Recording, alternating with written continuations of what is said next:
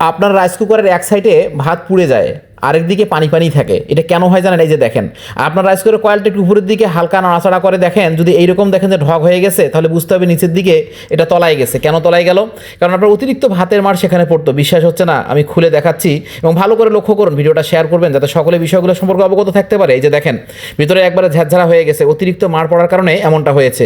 এই যে দেখেন, মরিচা ধরে নষ্ট হয়ে গেছে। খুব বেশি বয়স তা না, কারণ আপনারা তো দেখলেন রাইস কুকারের বডিটা অনেক ভালো, কিন্তু ভিতরের অবস্থা দেখেন, উপরে ফিটফাট, ভিতরে সদরঘাট, এমন একটা অবস্থা হয়ে গেছে।